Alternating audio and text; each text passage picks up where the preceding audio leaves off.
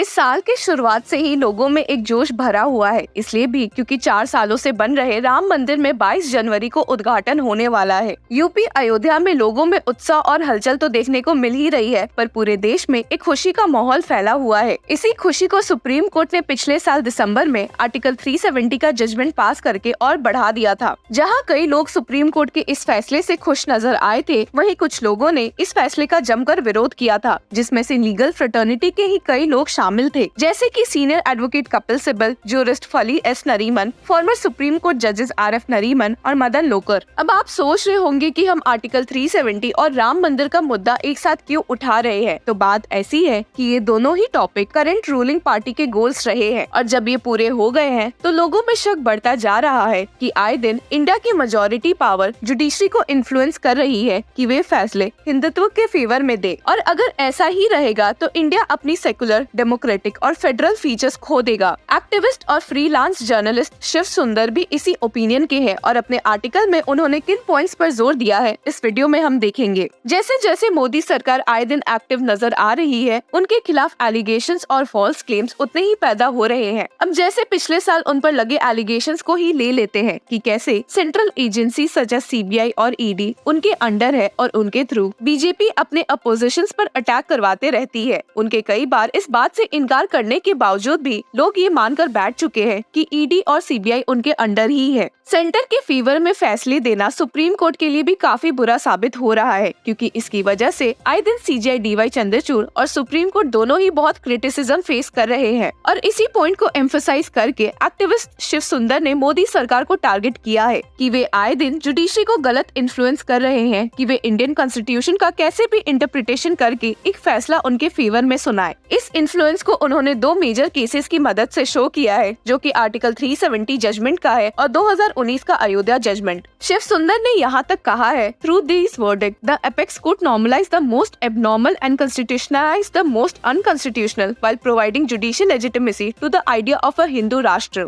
उन्होंने ये भी कहा कि इन दोनों मामले में हमारे देश की टॉप कोर्ट ने फैसला दिया था, वो भी यूनानिमसली, तो ऐसे में इन जजमेंट को साधारण या अनएक्सेप्शनल नहीं कहा जा सकता। आपको बता दें कि अभी कुछ दिन पहले ही CJI चंद्रचूड़ ने PTI को एक दिए इंटरव्यू में कहा था, in the Ayodhya case the anonymity and unanimity of the judgment was conscious so that a strong message of complete judicial concurrence in the rational and the judgment is conveyed. तो चलिए देखते हैं कि इन दोनों मेजर जजमेंट्स के analysis देते हुए activist Shiv Sundar ने कौन से पॉइंट्स हाईलाइट किए हैं। Article 370 was a manifest instrument of guarantee of the autonomy and limited sovereignty of the state of Jammu and Kashmir assured by the Indian Constitution even after its accession to the Indian Republic। Shiv Sundar ने कहा है कि भले कई governments, जिसमें कांग्रेस भी शामिल है, इस गारंटी को धोखा दे आ रही थी, पर वही बीजेपी को कश्मीर इंडिया का पार्ट किसी भी तरह से चाहिए था, अब वो फोर्सफुली ही क्यों ना हो। और जैसे ही वे 2014 में फिर से पावर में आए, तो उन्होंने प्रेसिडेंशियल ऑर्डर्स के थ्रू इस आर्टिकल को कम्प्लीटली रिमूव कर दिया, जिसकी वजह से ये मुद्दा सुप्रीम कोर्ट जा पहुंचा, where the question before the constitutional bench was the illegality, irrationality, procedural impropriety